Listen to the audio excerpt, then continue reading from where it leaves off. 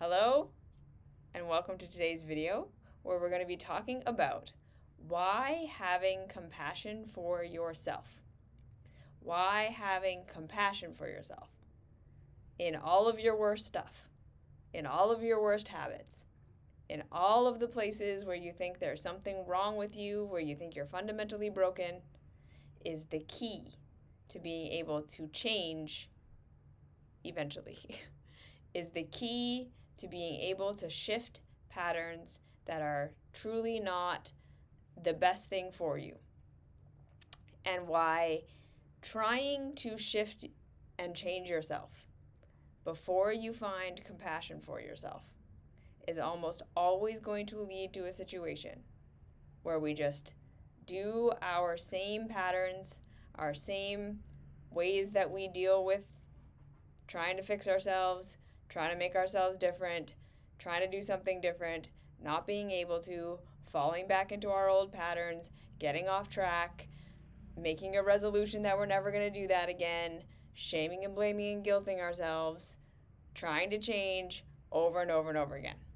Okay?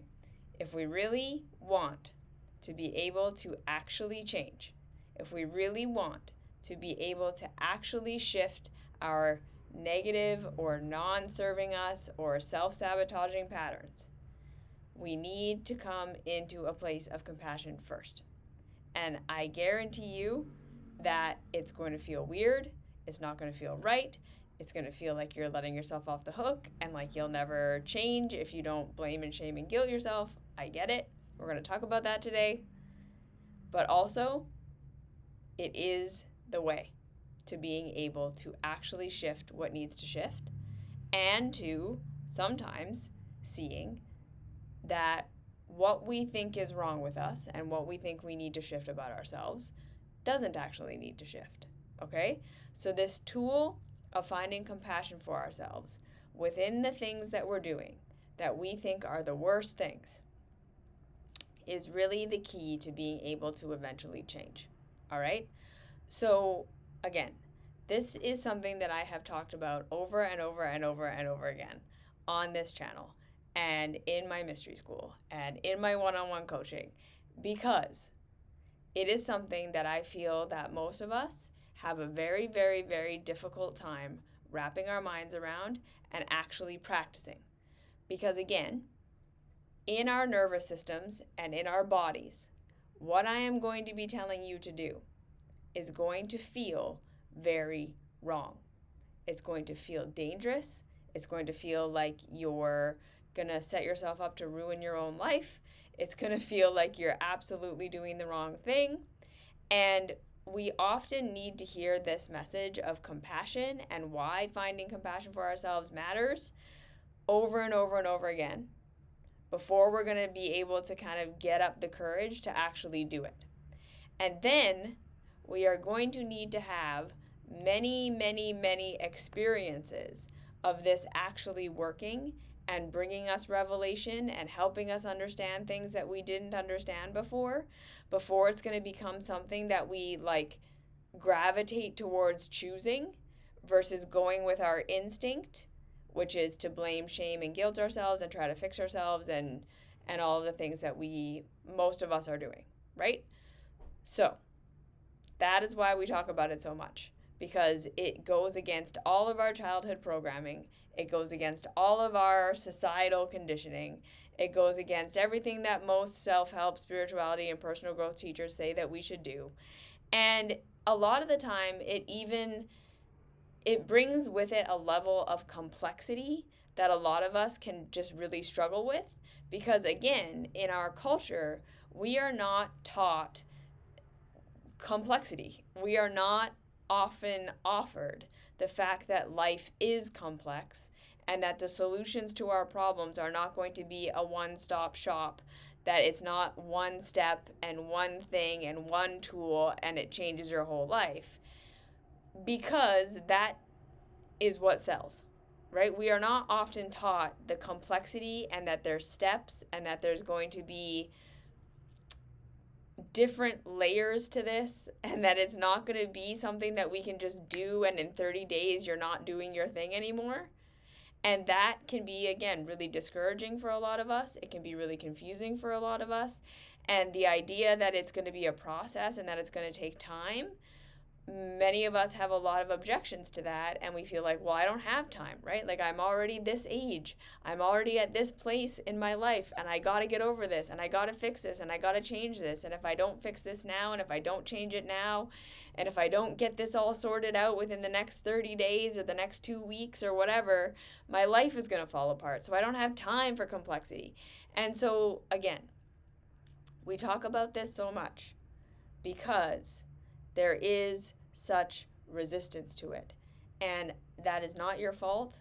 And that is because of how society is set up. That is because of how we were trained. That is because of what we were indoctrinated to believe.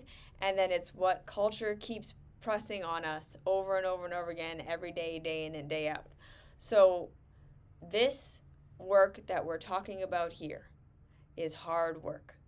It is complicated work for a lot of us. It's complex. It can feel very abstract. It can take a long time for it to feel real and for it to actually land and to make a difference in our lives. So we talk about it a lot. I remind you a lot to help get you to a place where you're more and more mentally, emotionally kind of used to it, so that eventually you'll feel liberated to try it. And then hopefully you'll start having some experiences, which will help build momentum, and then we'll go forward from there. Okay? So that's why we talk about it so much. That's why it's something that I work on with my one-on-one clients in almost every session. That's why it's, something that I repeat and repeat and repeat and repeat and repeat in the mystery school. That's why it's something I repeat in these videos and all of my free content. Because again, it is so counter to what we have been taught and trained to do. And it's so counter to what our culture tells us to do. And it's so counter to what our instinct is for most of us, given the childhoods that we grew up in, that it's hard to do. It's really hard to shift to this self-compassion. This is going to take some time. There's more to this than me just making bad choices, right? And that's why we talk about it so much. Okay. So, number one, first most important thing that we need to talk about when we're talking about finding compassion for ourselves before we try to fix or change ourselves is, again, going back to why we have this instinct that says, if I am in pain, if I am causing myself pain, if I have self-destructive habits, if I have things that I'm doing that are not serving me, that I'm just making bad choices, and I just need to make better choices. I need to stop myself from being off track, and I need to get myself on track. I just need to change my behavior. I need to change the things I'm doing, because the things that I'm doing and my behavior are the problem. That's where most of us live in this world, right? The reason I am in pain is because I'm making bad choices. The things that I am doing in my life are the things that are wrong. I'm making bad choices, and I need to just make better choices. So I'm making the wrong choices with the people that I interact with. I'm making the wrong choices with how I socialize and when I socialize. I'm drinking too much. I'm watching too much Netflix. I'm scrolling on my phone too much. I'm eating too much. I'm not exercising enough. I'm wasting my time instead of doing my personal growth work, or instead of meditating, or instead of doing all the spiritual things that I should be doing. And we often have this part of ourselves, this period of time that we can maintain and sustain, where we are on track, right? Where we get ourselves to make these right choices, where we get ourselves to socialize the way that we should, or to set boundaries, or to eat the way that we think we're supposed to eat, or to live the way that we're supposed to live. And we feel so great, and everything feels great, and we're taking care of everything, and we're organizing our apartment, and we're not being codependent, and we're doing all the things. And then slowly but surely, we start to lose it, right? slowly but surely we start to fall off track. Slowly but surely we start to go back to old behaviors where we're scrolling, where we're doing the things that we say we were never going to do before. And the resistance we have to that gets less and less and less. Our ability to stay on our new on track self becomes less and less and less. We start beating ourselves up. We start feeling like we're failing. We start feeling like we're a piece of shit. We try to clamp down even harder. The results start happening. And then we just start to kind of lose ourselves in the old behavior. And it almost feels like it like takes over. Like we are trying really hard to make a different choice. We are trying really hard to be on track and do what we should do. But something in life happens, or this happens, or some circumstance changes, or we just get into a place where we may not even be aware of this, but like our emotional state just gets so heavy and dark, and we get to a place in our minds and in our bodies where trying to do the new thing just gets harder and harder and harder until eventually we can't do it anymore. And then we're fully back to where we were. And then a lot of the time we feel like we kind of get stuck there for a while. Like we really get into these old habits. We get into these old ways of being. We can't change. We can't get ourselves out of it. We feel terrible about this. And everything in our life falls apart, and then eventually we get to a place where we're so fed up with it, where we hate it so much, the results are so terrible, or something catastrophic happens because of the choices that we're making, and it slingshots us back into getting back on track, and we just do this over and over and over again. And every time we kind of reach that bottom of being in our bad habits, doing our self-sabotage, being in that thing we think is wrong with us, to the point where we get to a point where we kind of like can't tolerate it anymore, or some life circumstance happens where it's like we get broken up with, or there's like a big emergency because of what we did. We go on a really bad bender and get super, super hungover, or some really catastrophic thing happens that slingshots us back out of it. We all think, okay, that's the last time I'm ever going to do that.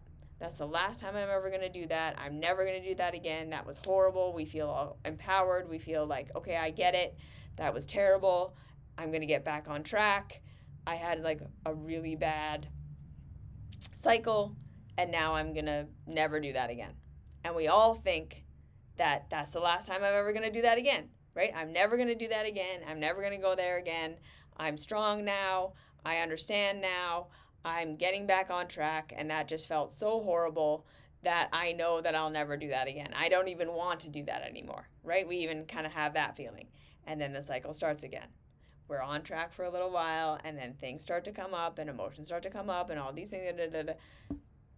And that is because there is a reason why we are doing all of the self-destructive bad habits that we are doing. There is a reason that we are not able to stay being on track. There is a reason that we cannot be the people we think we want to be and do the things we think we want to do.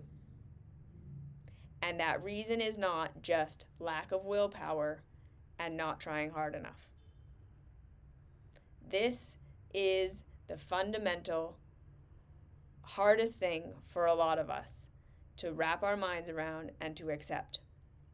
That we are not going to just change our behavior because we're beating ourselves up and reminding ourselves of how painful our choices are. We are not going to just stop because we had a really painful, extreme experience with it. We are not going to stop just because we want to, and we see it, and we see how bad it is, and we see that we're just, self-sabotaging and destroying ourselves, and that there's a better choice we could be making. We are not going to be able to stop ourselves just because of that.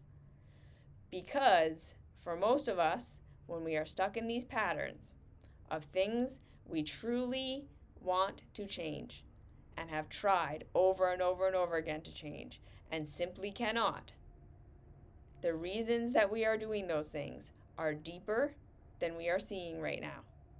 And the way that we are going to shift it is going to require a lot more effort than just making a different choice. All right? So, if we all just take a step back and we're in this and we're understanding this, what I want us all to understand is that the habitual, cyclical, self-destructive patterns that we have in our adult life, for most of us, most of the time, I'm not saying everyone, I'm not saying all the time, for most of us, most of the time, these patterns started and are rooted in our early childhood or our late childhood.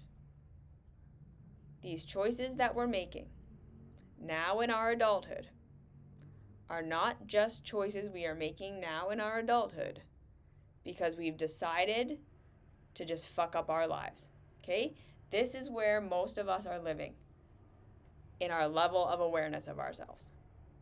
We are literally living from this place where we are approaching ourselves as though we arrived in our adulthood fully conscious, fully aware, fully capable, fully resourced, fully able to just live the most productive, successful, perfect life there ever could be to live. We just arrived here with all of that, all of the tools, all of the capacity, all of the awareness. And the only reason we are doing anything that is harmful to ourselves or harmful to others is just because we are choosing to make bad choices. We are just not taking responsibility for ourselves. We are just doing the wrong thing. Or maybe there was some sort of reason in our past, and maybe there was some sort of emotional thing about it, and maybe it's tied to my childhood, and that's fine. But I'm an adult now, and I should just be able to make better choices. Right? That's how most of us are approaching ourselves. And that is the number one reason why most of us will never be able to change. Because we are not seeing the deeper issue. We are not seeing where the pattern came from. We are not seeing the true roots of what's going on with us. And therefore, we cannot address the roots. We cannot address the real reason why we are doing what we are doing. And if we can't address the real roots, right? It's like having that tree that is producing fruit that we don't like. And we are continually just saying, I need to do something about the fruit. I need to change the fruit. I need to cut the fruit different. I need to rearrange the fruit so it's in a different orientation to the sun. I need to, because we're not seeing that there's a whole branch system, a whole trunk, a whole root system, a whole environment that is the reason why the fruits are being produced the way that they are. And we can try to adjust the fruit all we want, and the fruit is not going to change because the roots are not being looked at. Okay? And this is what having compassion for ourselves does. Having compassion for ourselves is the secret key to being able to become aware of the roots of what's going on and why we are doing the things that we are doing. Okay? Because again, I guarantee you that for most of us, when we make these bad choices, when we're doing these harmful things, the story we're telling ourselves is, I'm just making bad choices. I'm making bad choices because I'm lazy, because I'm broken, because I'm stupid, because I'm weak, because there's something wrong with me, because I'm not the person that I should be, I'm not doing what I should be doing, and I just need to make better choices. I just need to stop sabotaging myself. I'm doing this for no reason. Yeah? And that makes most of us feel terrible. But for most of us, when we think thoughts like that, okay, I'm doing my terrible thing. My terrible thing is the reason why I'm in pain. I'm doing my terrible thing for no reason other than I'm just making a bad choice. I'm irresponsible, I'm broken, I'm shameful, I'm shitty. There's all these other things I could be doing and I'm not doing it. And that is because there's something wrong with me. I'm bad, I'm wrong, I'm weak. Something terrible. That's the cycle most of us go on. So now, right here, right now, in this video, as you're watching this, I want you to think of that thing, what that thing is for you. The scrolling on social media. The not being organized and cleaning your apartment. The adaptive behavior that you do. Right? The self-isolation. The substances you take in. The overeating. The not taking care of your body. The being a people pleaser. Whatever it is that you think is the thing that's wrong with you. That behavior that you're doing that you're constantly trying to fix. I want you to think of that right now. And I want you to notice the story you're telling yourself about why you are doing that behavior.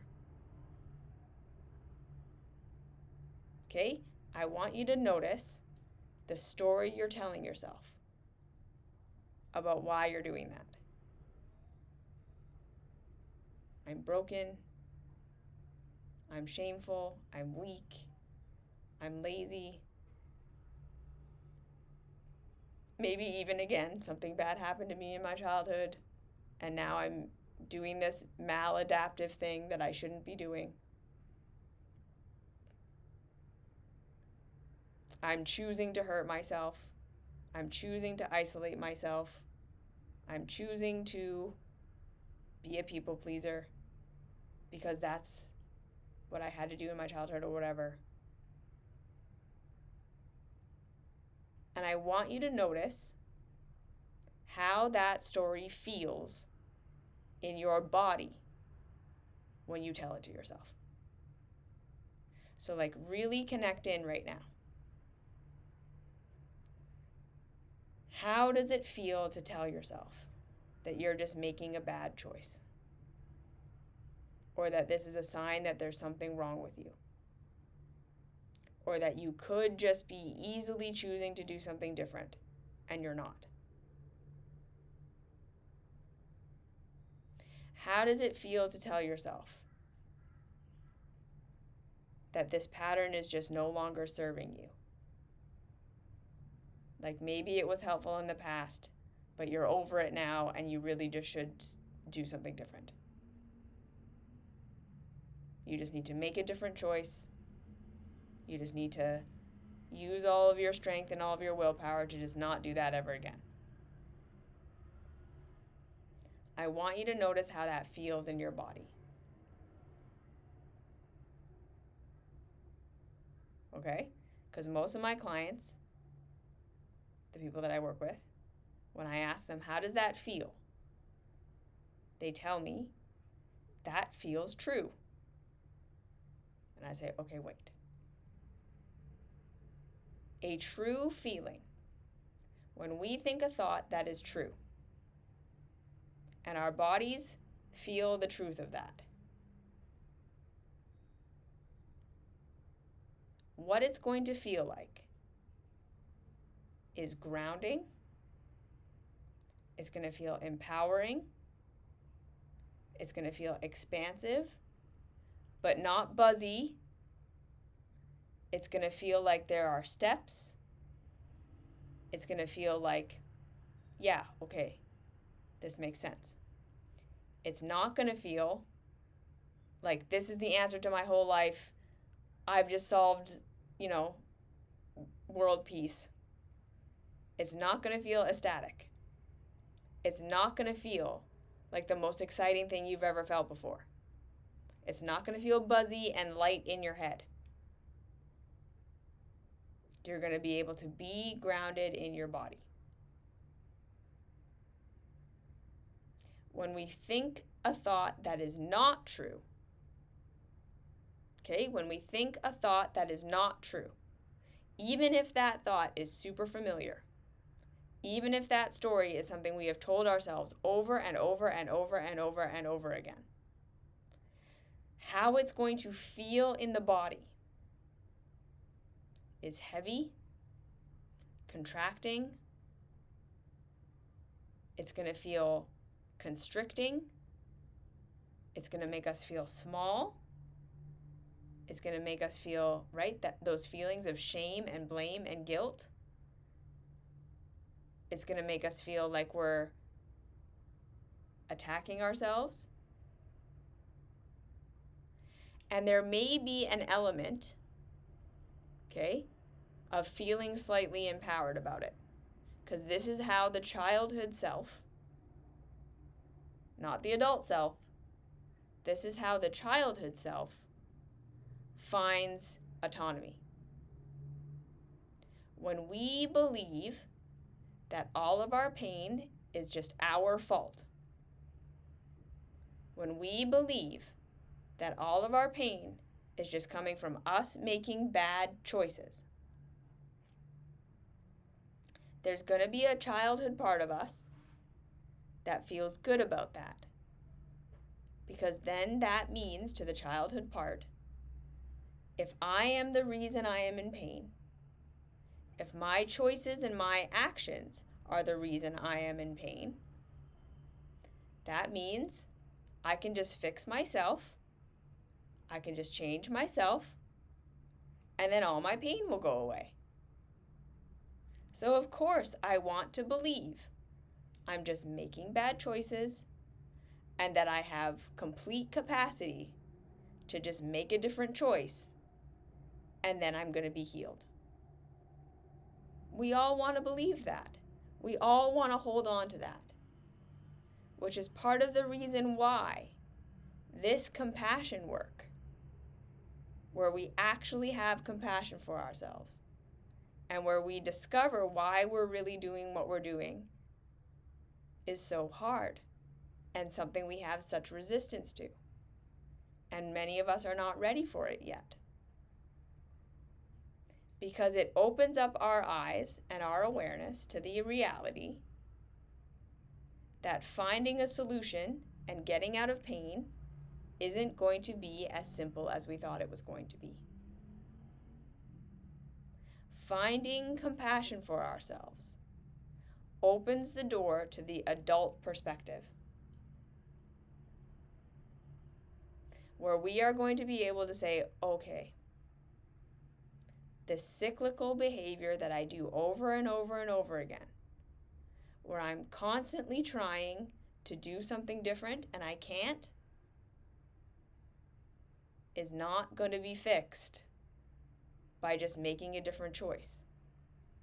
It's not caused by me just being broken and making a bad choice and I can just fix it by fixing myself. That's the hope that we're holding on to when we shame, blame, and guilt ourselves.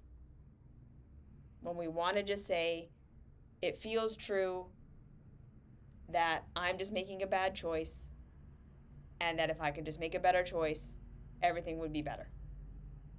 We want to hold on to that because it simplifies reality and it makes us feel like we are in complete control of our pain. But again, I guarantee you that if you feel into how that feels in your body, I am just making a bad choice. The reason I am in pain is because of my bad choices. And I just need to make a better choice. I just need to get myself on track and never fall off track again. That we think that thought and there's that initial, yep, that's empowering. But inside, there's going to be that heaviness, that sinking feeling, that contracting feeling. Or there's going to be what most of us mistake for a yes feeling, which is that feeling of, I just solved the whole world, right? It's buzzy, it's light, it feels like you got it this time, you're never going back there, this time is different, I completely solved it, that was the worst bender I've ever been on, I'm never going there again. And we feel that high, buzzy, Kundalini yoga rising experience, the plant medicine experience, the I just saw the whole world experience. And that is also how we know we are thinking something that isn't true. Because the truth never feels high and buzzy and like you just solved the whole world. That's the childhood self grasping at the idea that life is simple, I just need to fix myself, and then everything will be better. Okay? So I really want you to tune in. When you tell yourself the reason you are in pain is because of your bad habits, right? Your bad habits are the reason you are suffering. And the only reason you are doing those bad habits is because you are making bad choices. And you just need to make a different choice. How does that feel in your body? Does it feel contracting and heavy and dense? Or does it feel woo? And if it feels like either of those two things, that is your body letting you know that you are thinking something untrue, that you are in childhood problem-solving mode. Okay? Because when we were in our childhoods and we were in pain, when we were suffering, when our caregivers were harming us in some way, when they weren't meeting our needs, when they were rejecting us, when we were trying to express in a way that was getting rejected by our caregivers, we need to understand that we were in a codependent relationship with our caregivers. We depended upon them for everything. They were our one source of nourishment, of support, of instruction for how to live, problem solving, getting us out of pain, getting us what we wanted. They were it.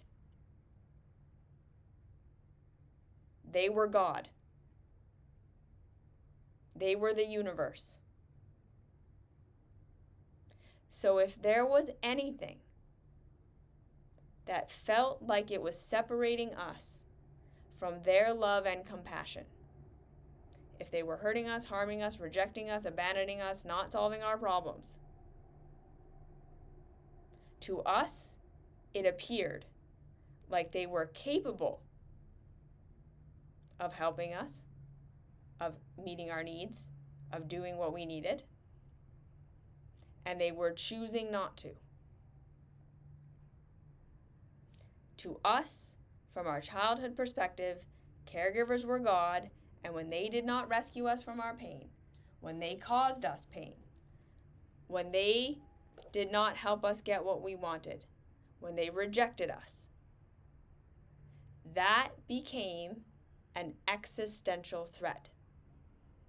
Because we could not provide for ourselves, we could not show up for ourselves, we could not fix ourselves, we could not make ourselves safe, we could not emotionally regulate ourselves, we could not express our true selves, even though we were being rejected, and we had no idea that we were one day going to grow into an adulthood where we could do those things, where we could problem solve for ourselves. We had no idea that caregivers could just be wrong in their opinion of what's right and wrong. We had no idea that there was a future ahead of us where we were going to be out of the household of our caregivers, where they were in control of our experience. All we knew was caregivers are God, they are acting in this way. And the only thing I have control over is my behavior. The only thing that I can do to try to make the situation better, to try to change what's hurting me, to try to get caregivers to see me and empathize with me and meet my needs and save me from what's hurting me, or give me what I want, or let me express the way that I want to express. The only power I have is my behavior. Do you see? This is where the childhood reasoning came online. I am in pain. Caregivers are God. Anything that separates me inside myself from my caregivers, any behavior that I do, any expression that I have, any need that I express that makes them reject me, abandon me, shame me, that is now a part of myself that I am going to hate and have an existential relationship with for the rest of my life. Anytime I am in pain and caregivers don't save me, and they don't teach me how to problem solve, and they don't teach me how to solve my own problems, and they don't empathize with me and validate my pain and help me figure out why I'm hurting and help me see that there are ways that we can change things to make things better, when that doesn't happen, we start to perceive that when I am in pain, if I can't change myself in some way that makes caregivers do something different, then I'm hooped. There's no answer. I'm trapped forever. Okay? So this is where most of us learn I either need to fix or change myself when I'm in pain, or if I'm in pain and someone doesn't come and fix it for me, I'm stuck in it forever. Because that's what we learned in our bodies in our childhoods. And then, most of us had pain in our childhoods that, again, we either have made into the reason I am in this pain is because there's something wrong with me. And that then becomes the thing you've been trying to fix about yourself for your entire adulthood. Right? That then becomes the foundation for the person you think you're supposed to become, and all the parts of yourself, all the parts of your personality, all the parts of your expression that you then reject and abandon and say are wrong and bad and I can't be this way. Those are the parts of yourself that you experienced rejection around from your caregivers and other authority figures in your life and your classmates and friends that made you feel like if I am this way, I am cut off from my source of everything. So now you truly, deeply believe that these parts are bad, that they are wrong, that if I am this way, I am going to die. And you don't think that consciously, but you've been trying to get rid of these parts of yourself forever.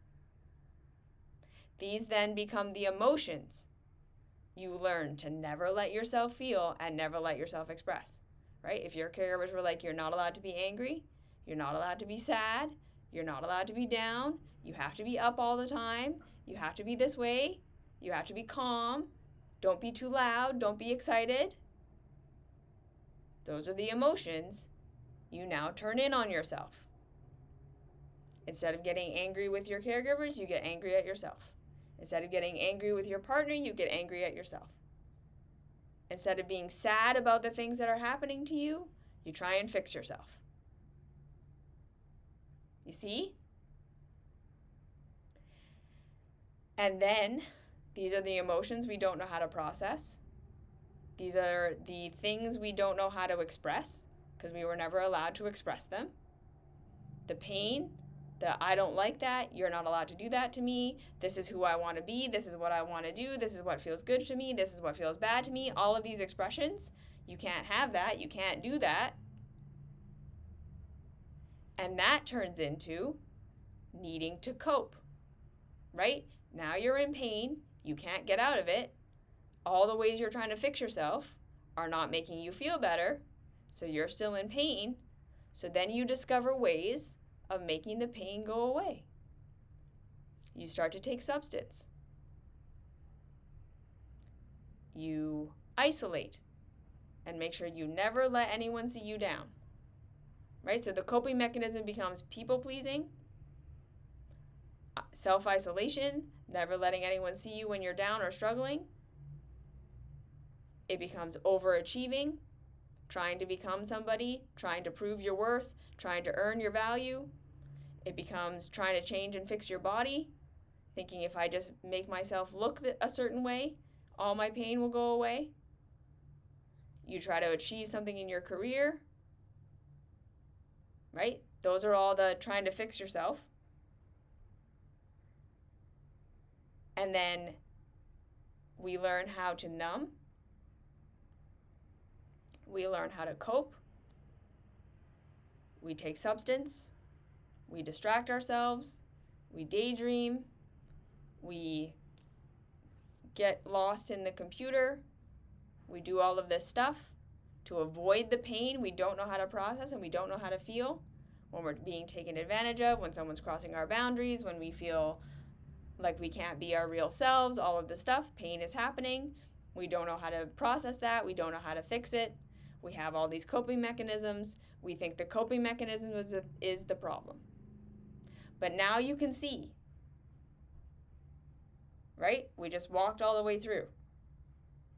The coping mechanism that you're doing in your adult reality, the substance, the not saying no, the not having clear boundaries, the not truly being able to express your feelings, even that, most of us can't see that, right? Most of us are just seeing, I'm binging, I'm constantly trying to fix my body, I'm in the wrong career, I'm not making enough money, I'm not popular enough, I'm not whatever enough.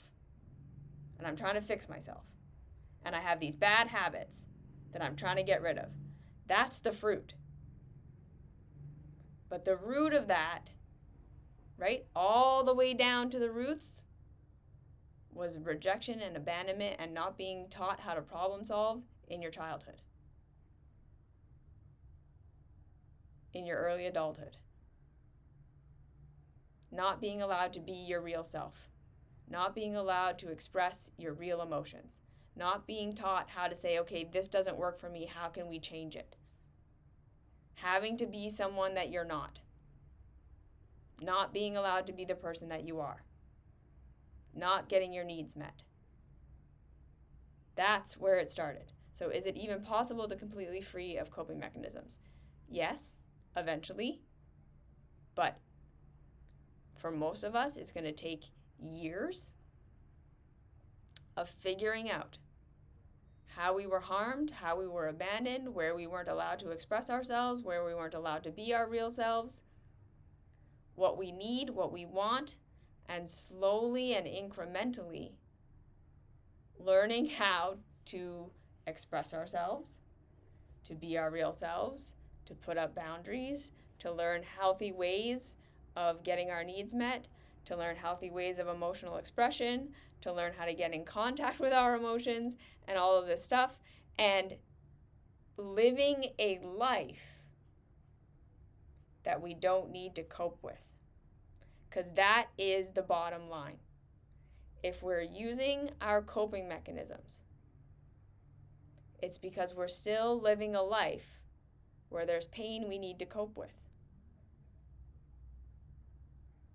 So for all of us out there who are like, this pattern just isn't serving me anymore, if that were true, you would be able to just stop.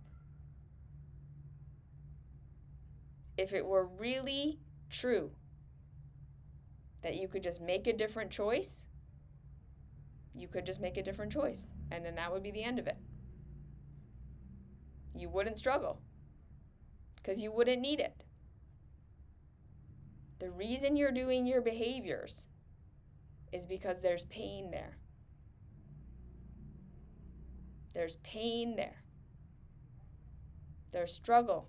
There's suffering. There's emotions you don't know how to express. There's things that are occurring in your current reality that are painful. There's ways of being that you're trying to make yourself live by that don't align with who you really are. There's unprocessed pain from your childhood. We still have relationship patterns and ways of being that hurt, that we then need to cope with. And then oftentimes there's also just the pain of being an adult, right? There are often just having to live in this world where we have to work jobs that don't feel good for us, and where we have to, right? The way that we're socialized, where we have such little community and we have such little community resources, and we're super hyper individualistic, and we have to measure up all the time, and it's just like you can never be enough, and you can never be okay, and you can never be secure. Pile that on top of all of the other stuff, and we can see why we're walking around in pain all the time. And then therefore why we are coping, why we have habits that we do that feel good in the moment but cause pain long term. Because actually dealing with the problem is way harder. It's way more complex, right? Because again, this question is the perfect example of why no one wants to do this. Because when you really start to see it and you have compassion for yourself, there's a reason why I'm doing this. And it's not because I'm just making a bad choice. We start to see that the roots are so much deeper. And that first initial instinct is like, oh my God, I'm never going to be able to fix this. Right? I'm going to be stuck in this forever. I just want to believe that I can just change my mindset. I just want to believe that I can just manifest something different. I just want to believe that I can go on the weekend retreat and heal my inner child, and that's it. I just want to believe I can take the medicine or do the juice fast or whatever the self-help, spirituality, and personal growth world sells us as our quick fix. Because this idea that it's going to take all this time and effort to like reparent ourselves, to learn how to feel our emotions for the first time, to learn how to process our emotions, to learn how to be our real selves. And then eventually, like I say, learn how to support our nervous systems in a way where we can actually start to live as this new person that we were trained deeply inside we cannot be, because we will not be safe. Learning how to step into our witness perspective, into our adult perspective, where we can see, okay, now I can be rejected. Now I can be misunderstood. Now I can be in a situation where my caregivers don't approve of me or society doesn't approve of me, and I can still be okay. Even just getting to a place where we can see that is so hard for most of us, right? Because it really feels like we're gonna die. And this is why I think so many of us who do this work find that we have these really existential periods in our life where we go through periods where we feel like we're dying, or we feel like a part of ourselves is dying, where we go through that dark night of the soul and it just feels like we lose complete context for what life is. Because we're starting to like rearrange what's right and what's wrong and what's good and what's bad and what's possible and what's not. And it's hard and it's scary and it takes a lot of capacity to get through it. Right? So this is why most of us are just going to hold on to, no, if I just change my behaviors, everything will be better. The problem is just with me and making bad choices. And if I just stop making those bad choices and start making good choices, everything will be fine. Because that is so much simpler. Right? That's why most people who listen to my videos are like, oh, nah, she doesn't get it. She hasn't discovered the secret technique or the thing you can do to just change your mindset or reset your nervous system or heal your inner child. We want to believe that. And I get it. But what it's actually going to take for most of us is a lot of healing. a lot of recontextualizing, a lot of re-understanding and going back and validating ourselves and slowly figuring out what didn't work for us and why that was painful. And even going through this process of figuring out that what was normal to us and how our caregivers treated us and how society isn't actually good. Right? So many of us feel like we're failing and we're not measuring up and we're not good enough because we're comparing ourselves to a society that's impossible, to a thing that was never meant for us. Right? We're trying to be someone that we aren't and we're never going to be. I'm not whatever enough. Pandemic of humanity comes back every time in a different disguise. Exactly. And again, right? This is the root of all of our shame, blame, and guilt and all of our coping mechanisms. If you really boil down everything that you hate about yourself and what's under all the pain that makes you use your coping mechanism, it's I'm not enough. That's the ultimate foundational, fundamental story we tell ourselves as children. When our caregivers aren't caring for us, when they're harming us, when we're not being saved and rescued, when we're not being helped, when we are in pain and caregivers aren't fixing it. That's the first story we tell ourselves as human beings. As children, it's because of me. It's because I'm not good enough. It's because I'm not worthy of love. We don't get mad at our caregivers. We don't get upset at them for failing us. All we can see is I'm failing. And then that becomes the foundational narrative that we live with for the rest of our lives. And then society comes in and literally perpetuates that over and over and over again, because that's how they sell us all the shit we don't need. That's how they sell us on the idea that community care isn't the answer. That's how they sell us on all the self-help programs and all the spirituality and all the medicine stuff in the spiritual world. That's how they sell us on the you just need to work harder, become a boss babe, do more in your career. That's how they sell us on the, oh, we can fix that. Just spend more money, have more luxury, be more beautiful, fix your body. If we were a people who believed when I'm in pain, it's not because I'm broken. It's because something in my environment is hurting me. It's because I'm not allowed to express the way that I want to express. It's because I'm feeling a feeling I don't know how to actually articulate and get validated and work through. If we were to live like that, how many businesses would go out of business? Just think about that for a second. How much of our society would just collapse if you couldn't sell to us based on this idea that if you're in pain, it's because you're broken? Society is not interested in you having compassion for yourself.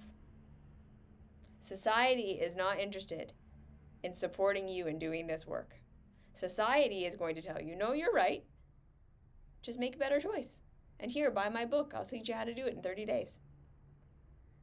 Follow my what I eat in a day. Follow my meal program. Look at my perfect morning routine. Follow my meditation practice. Come on my retreat. $4,000 for the plant medicine. Level up your business. Level up your success. Level up your luxury. Just get rid of your bad people pleasing. Be your real self. Stand up for yourself. Blah, blah, blah. over and over and over and over again. Because if we were to do what I'm saying, we would actually heal. We would realize how toxic our culture is, and we'd stop participating in it. And the power structures would all collapse. The whole world would change.